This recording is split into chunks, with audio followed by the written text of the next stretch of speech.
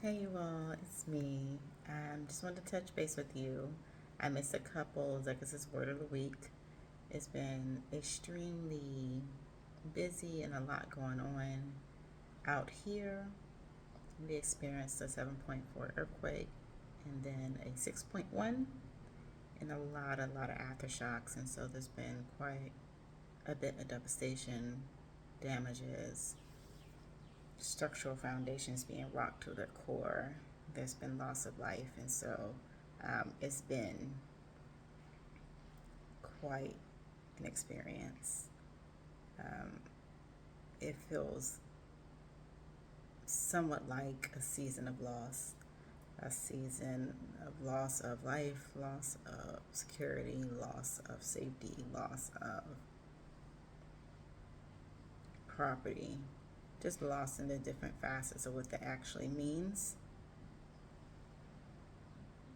but also a season of lessons and understandings and opportunities to come together with people, to bond together with people, to learn with people, grow with people, grieve with people, heal with people.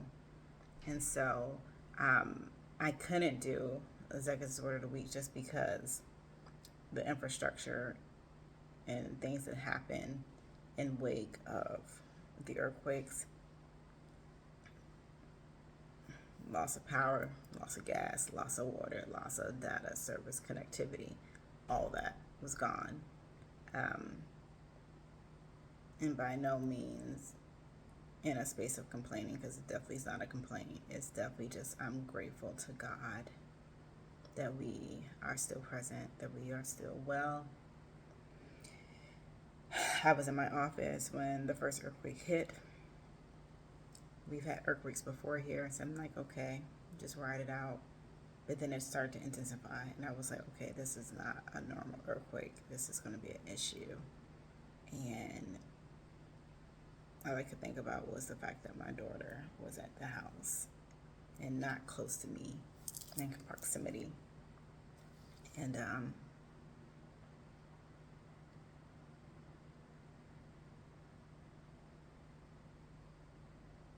that can be challenging as a mother to navigate and to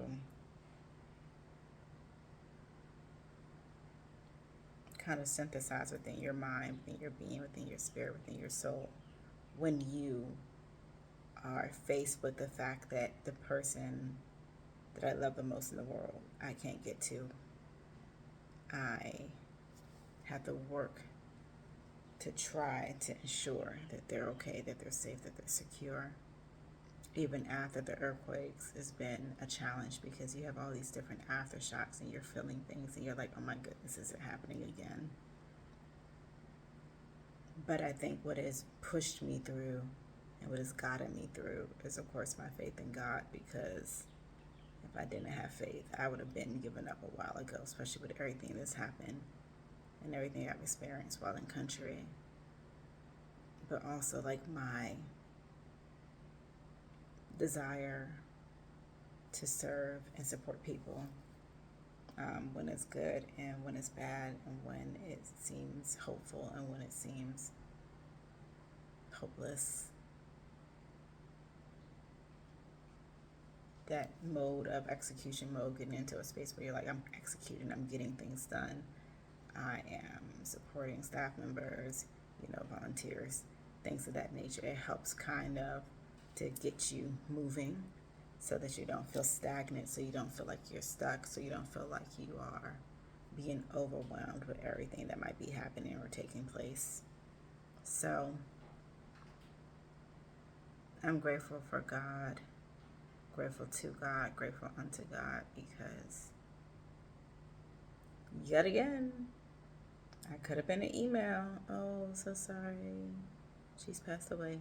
But that's not the case. And so for that, I'm forever grateful.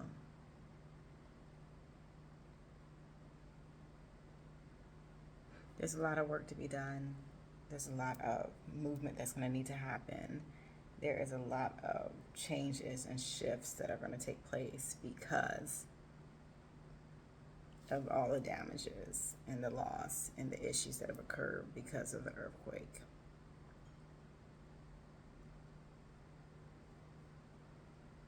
And you would think after living in this world for a certain amount of time, you would get used to the different shifts and transitions and changes. Because I feel like, in addition to the season of what seems like it could be loss, it's also very much a season of changing and transitions. And sometimes when we're in a space of transition or change, we think and inappropriately define a season or a circumstance as loss when it really is not loss. It's just change, and change that will bring about gain.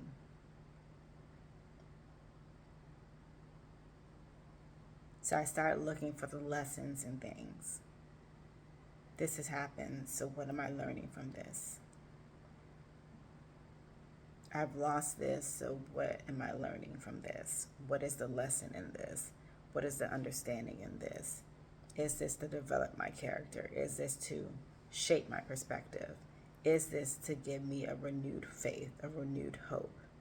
What is the lesson in the current circumstances? What can we pull from this? I've had a couple of people reaching out to me like, are you okay? I'm like, yeah, no, I'm not okay. Physically, sure, to an extent, because people know I got my medical stuff that I manage.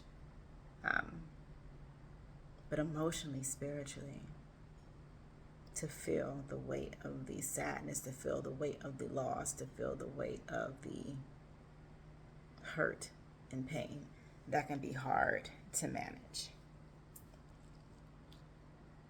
But then God gives us grace, right? And God's grace is sufficient.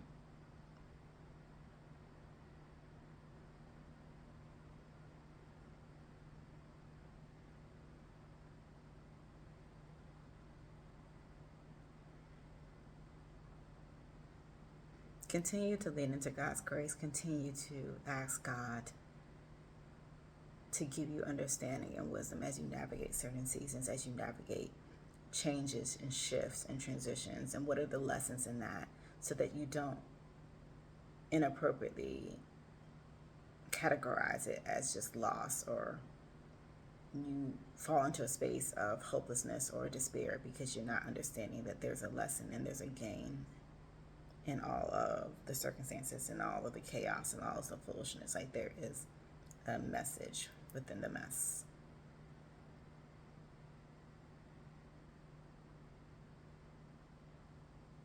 And then know that you're graced for it. And I'm not speaking Christianese to you right now. I'm speaking truth to you. I'm speaking realness to you. I'm speaking experience to you. When I say you are graced for it, that is exactly what I mean. That means that you were knitted together in your mother's womb to walk a path, and the path that you're walking, you are graced for. Your different characteristics, your different attributes, your mindset, how you think about things, as you're shifting through things, you are graced for it.